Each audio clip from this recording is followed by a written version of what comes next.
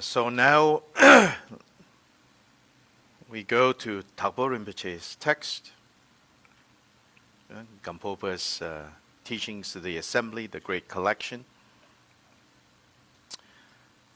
I think last week, right, we looked at what's on page 82, 83, somewhere around there. That short teaching on listening to the Dharma. No, we finished rather the special intention last time, right? And then I said we were going to look at now the next teaching in this collection that I think it flows nicely, right? First, the importance of setting the correct intention. But one thing, actually, before we start this section on listening to the Dharma with perfect intention and application, first is, so from the teachings on the special intention of Bodhicitta, aspiring for the state of Buddhahood, to become a complete and perfect Buddha. Why? So as to be able to be most beneficial to sentient beings. And a couple of things there, right? Again and again we need to remember when we say to be most beneficial to sentient beings, sometimes we have ideas about that according to the Buddha is not possible. To be most beneficial to sentient beings. And you may have some kind of very amazing idea, but it's contrary to what the Buddha said about what's possible and what's not possible. Meaning you see someone suffering and you say, I don't want you to suffer. And you see someone, overpowered by confusion and you said, may your confusion just poof. You may have that as your idea of most beneficial, but that's not possible with this.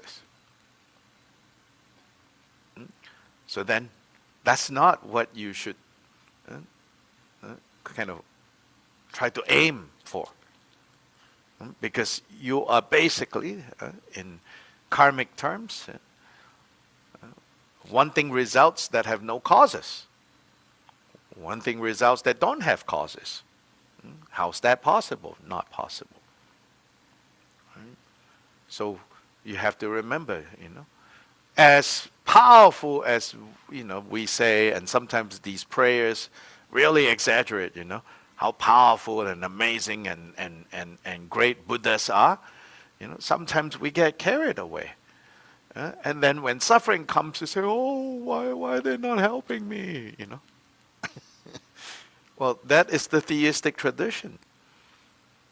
And that's not how this system, its internal logic is not like this. Our kind of internal logic is not like this, So that's important to remember. Then second thing, this expression, and more importantly, this idea of to regard all sentient beings. And to regard all sentient beings, and that includes you, me, and all the experiences of sentient beings, yours, mine, and others, without exception, to regard and to understand that they are all, what is the qualifier? Illusion-like, dream-like. So, to always understand, or to strive to understand, to experience it, What's it? It is, whatever you are experiencing, yeah, to be illusion-like, dream-like. When it says illusion-like, more specifically, it's referring to what kind of illusion? No, like the magician's illusion. So, what a magician does. What a magician does is to. So, what a magician does, right, is to chop that person in two, and then to join the person back together.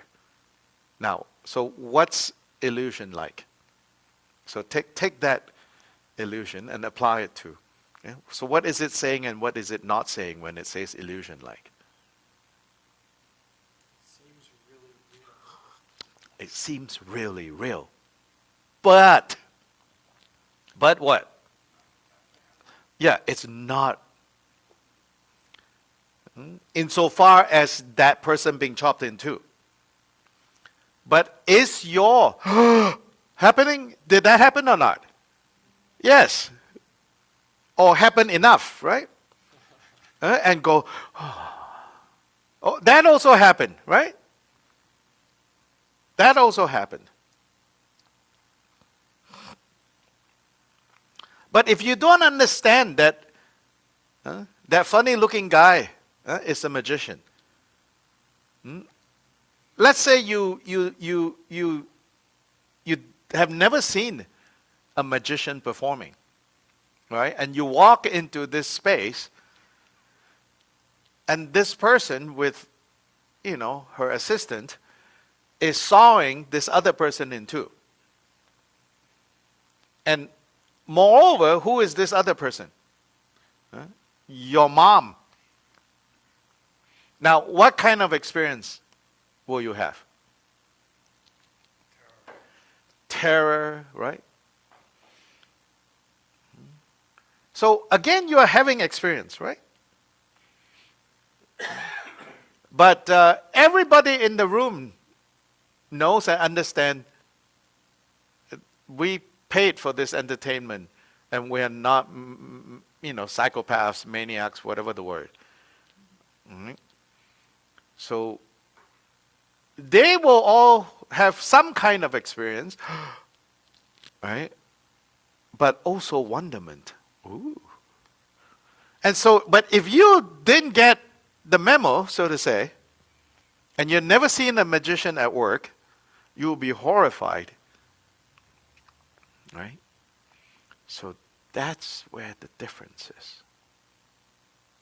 Between understanding that now, all phenomena, all experiences, all your experience of who you are, what you are, who other people are, what they are, all of that, they are all illusion-like. They only appear to be so when they are not. And you are to recognize and to apply the knowledge of that it is illusion-like. Does that make sense? That's how you cultivate this understanding or this recognition.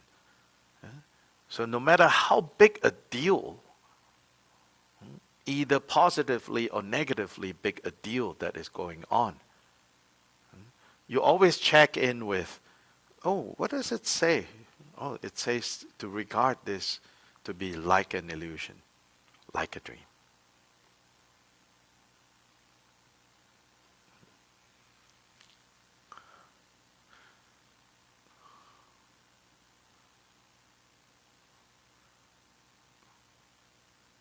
I don't know if I'm comfortable with the, where if you are tempted to say, oh, so you mean it's not a big deal? I don't know if I'm comfortable with that. I don't think, oh, don't worry about it. Those statements are just too dismissive, And I don't think we need to go, oh, therefore, just stay there with that. and experience more and more of it, and then whatever words that you come up with later on to explain, like therefore what, let it, don't use words, because words have power. And then then instead of really like chewing on, so to say, this teaching, and getting every single taste out of it, you are like, oh, it's like eating ice cream, and then you've moved on. No, it's not.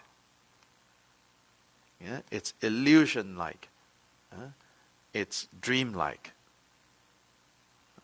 So you mean, no, don't. Leave that alone. Because you will just cover it over with, oh, it's like eating ice cream.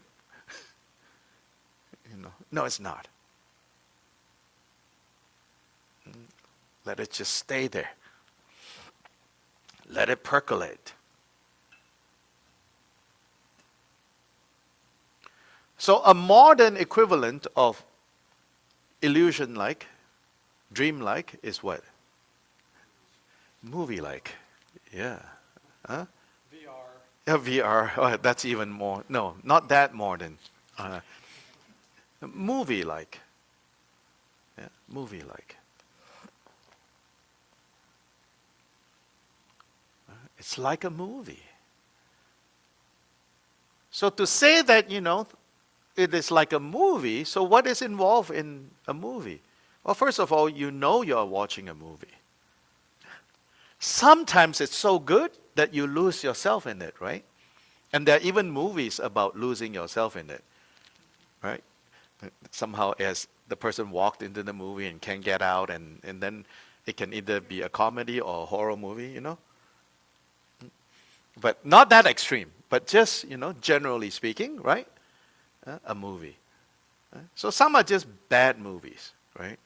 You're like, yeah, I can't even imagine the sadness that is trying to tell me here. And so then it's not doing anything. But that's part of like the movie-like quality of things. And sometimes, some things happen to you in life. You're like, that's just so ridiculous. I'm not even going to laugh or to cry over that, because that's the movie-like quality. And then some of the movies are really good.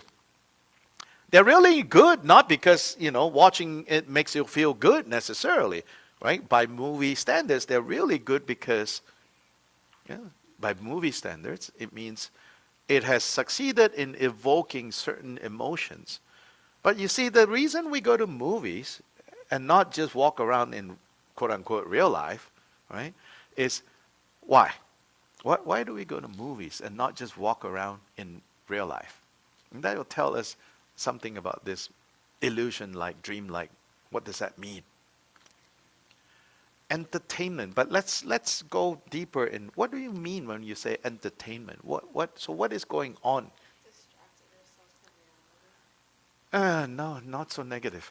Distracting yourself from reality. I mean, you could be doing that, but in a more neutral way. Why do you go to a movie? Catharsis. What does that mean? Say more. To experience those emotions fully as a method of release. And why? Why don't you just like, well, for catharsis, I'm actually going to have an affair. Rather than just watching some powerful characters having an affair. Why? To feel again without any Without results. without real danger, right? That means you are in control, because no matter how good that movie, no matter how sad I'm going to get, right? At most 2 hours after the movie, it's gone. So that's the same way. If you gain mastery over all of this, is like a movie, then you are never so sad that you are out of control. You're never so happy that you lost sense of what the heck is going on. Right? And in that way, you are in a way not afraid of the emotions that come up, because you know what? It's not real. It won't escape you. and take over. So you pay $12.50. And a big tub of popcorn. That, by the way, only costs like 20 cents, but it's like, what, $18 or whatever? Even that is not real, right? Yeah, that's really not real, you know. What costs only 20 cents, you pay, $18 for a tub.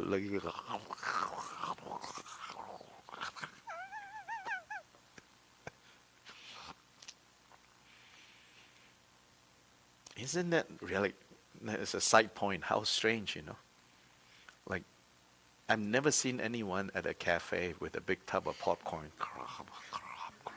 But somehow when you walk into a movie theater, right, every third group of person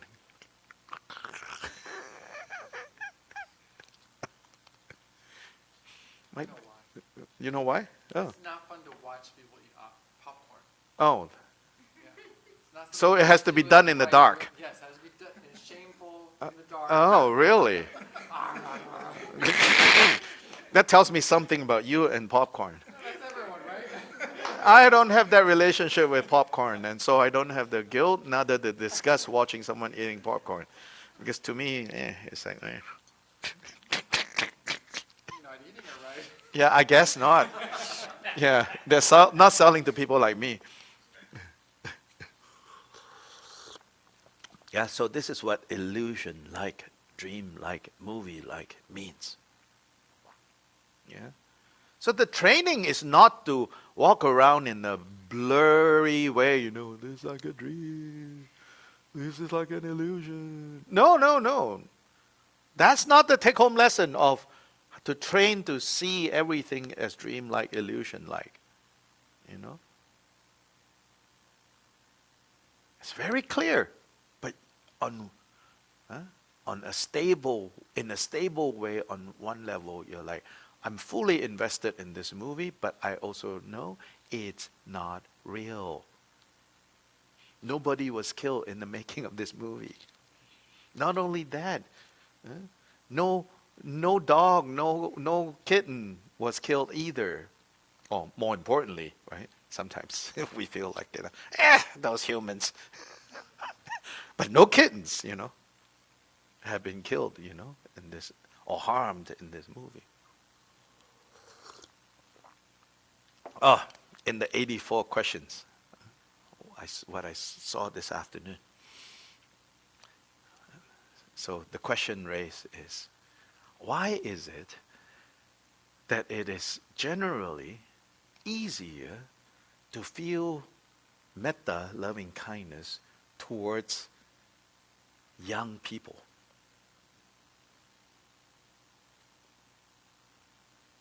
It starts off by saying, although all sentient beings are basically empty in nature, meaning they are equal in that way, why is it relatively easier to give rise to loving kindness when you see young or little, literally in Tibetan, small fellas, is how it says,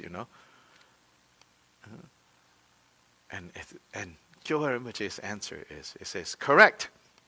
Yeah, even though all beings are equally empty in terms of their nature, but it's a lot easier to feel loving kindness, feel happy, warm, with those little fellas. And I say, first of all, because the little fellas, most of the time they are happy. So then they kind of draw out your happy feeling. Secondly, their coarse afflictive emotions have not manifested, so they don't annoy you so easily. And that's his answer. Yeah, have not, arisen yet. Yeah. Ah.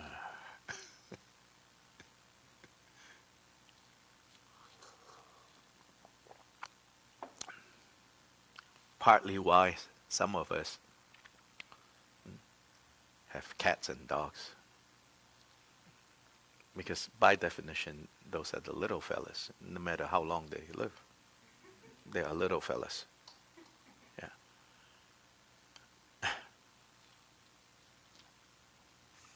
Yeah.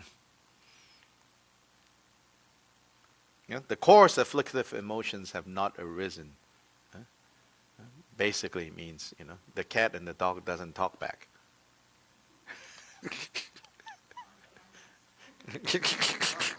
Well, that's your listening more. That's your, they don't talk back.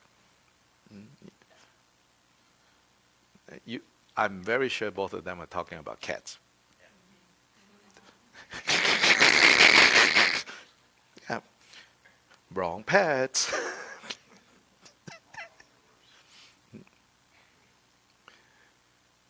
Okay, listening to the Dharma with perfect intention and application. The precious Lord taught, in general, for listening to the Dharma, there are 2 points. You strive for perfect intention and you strive for perfect application. As for perfect intention, there are 4 aspects. Not for the sake of wanting fame for yourself, but with the intention of liberating others from the great ocean of suffering in samsara. This is especially true for cultures where, like Tibetan, historically, maybe now it's changing, where a learned person in the Dharma is highly revered by others. So then, having Dharma accomplishments, becoming a great scholar, can become a distraction. That you're listening and pursuing Dharma because you want to be respected. We have our own versions of this. We feel good, oh, I believe this Dharma stuff, not like what those other people believe, or my relatives even, You feel good about yourself. So it's talking about, don't let your learning of the Dharma, listening of the Dharma becomes like a label that you wear in protest of people you don't want to make a point with, I'm so sophisticated, I'm so different, don't let it become that.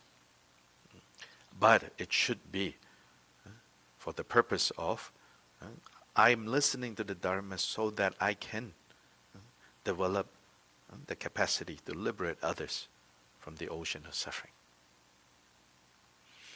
Not for the sake of gaining wealth and honor for oneself, so following from there. So the fame one is more, so from fame often what comes along is wealth and honor. Good name first, then with good name comes material benefits. Comes, people honoring you. But it should not be for that, but with the intention of attaining all-knowing wisdom. So gaining wealth and honor is the world's way of gaining. But here, it should be for the purpose of gaining all-knowing wisdom for the benefit and the liberation of others. Not for the sake of winning arguments for oneself, but with the intention of conquering.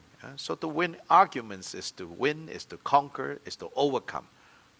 So it's not to overcome others. So this is also particular to, if you have a culture that values Dharma, and part of the skill of Dharma also involves the ability to debate, to win arguments. So it says, no, it should not be for winning arguments or debates in the debate hall, in the Buddhist training ground academies, but it should be to conquer the afflictive emotions. So more specifically, often like in monastic debates, it's not just willy-nilly debate, it's often debates surrounding the 4, what's called the 4 tenet systems. So in late Indian Buddhism, which is the intellectual tradition that went to Tibet, late Indian Buddhism, uh, Indian Buddhists divide the whole kind of history of Buddhism up to that point, represent with all different Buddhist traditions that have emerged. They kind of harmonize them by arranging them into 4 groups and say that these are increasingly more refined or profound views. Finally, with the middle way school, the Madhyamaka representing the highest. And then the so-called Hinayana philosophical traditions are considered like the fundamentals or the ABCs, and then you become more refined, more sophisticated, and more and more.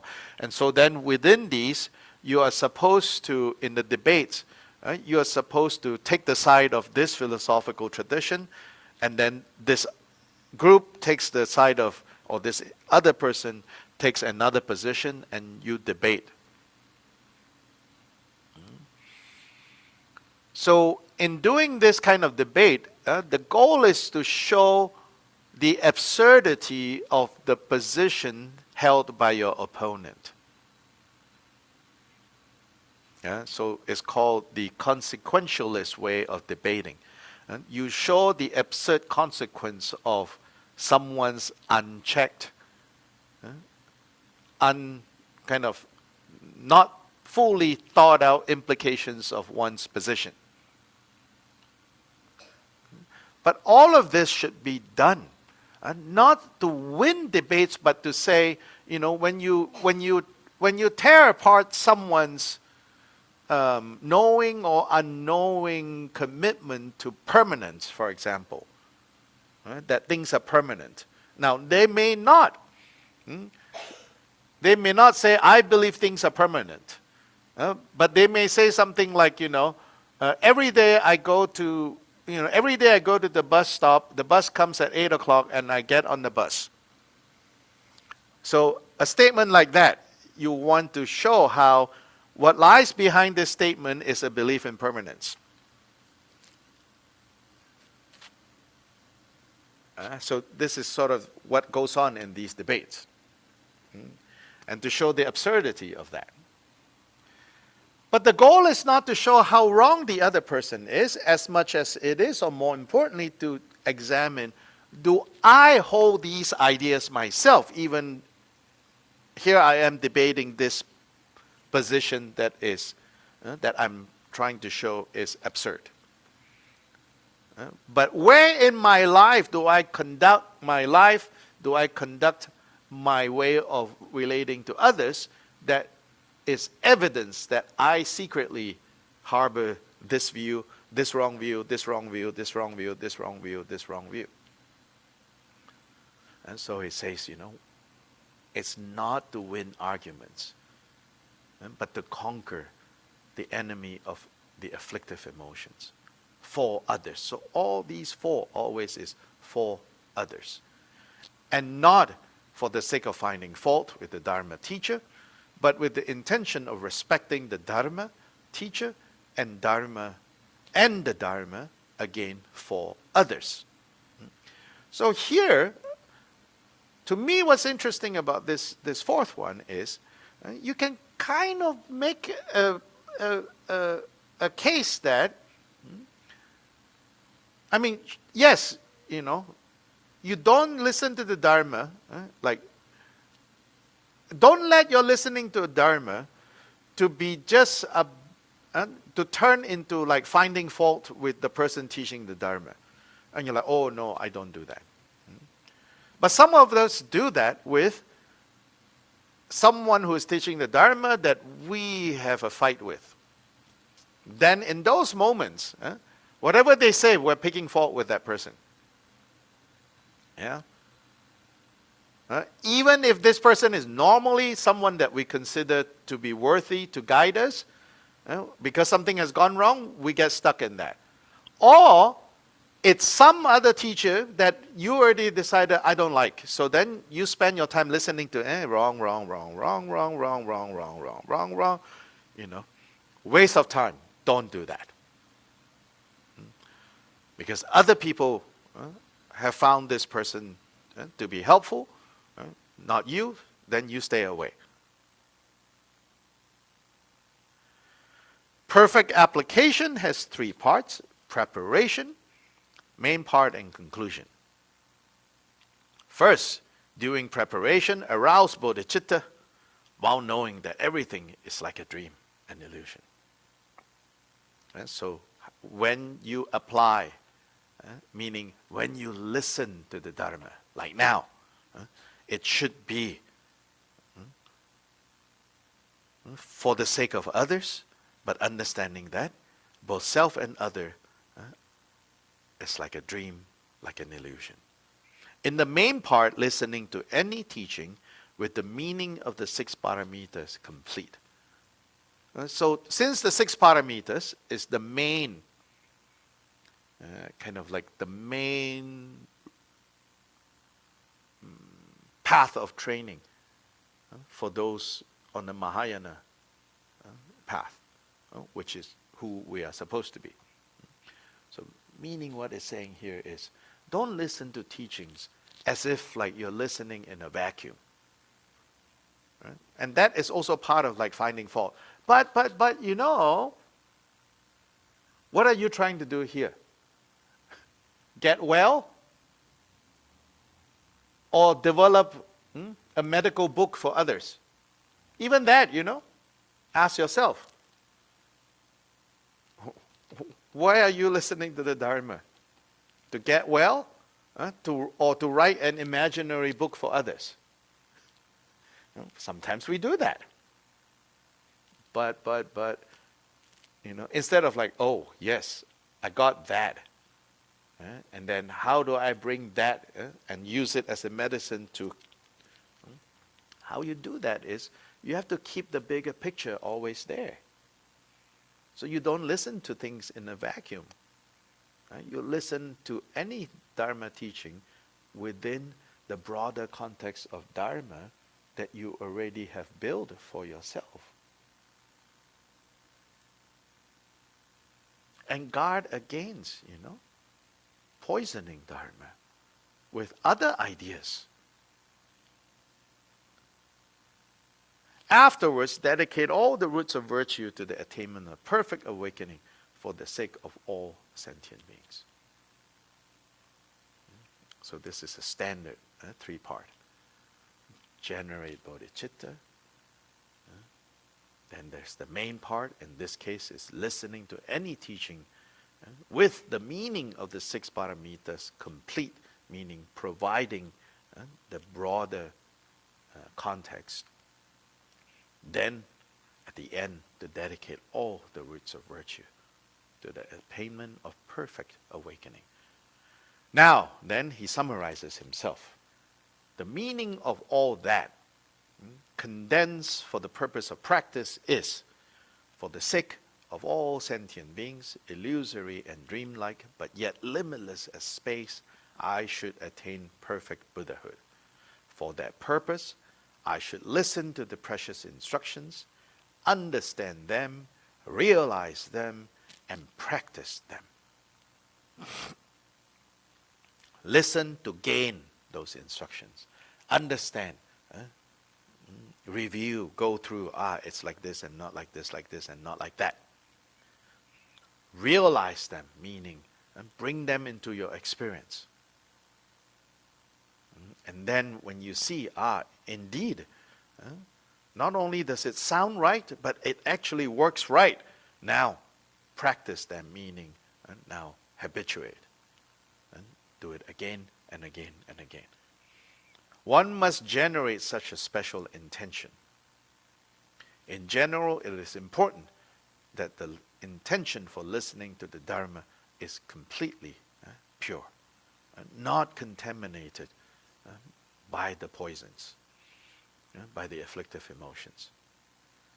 So the four Dharmas of Gampopa, the very first one, may the Dharma go towards the Dharma, further elaborates on this theme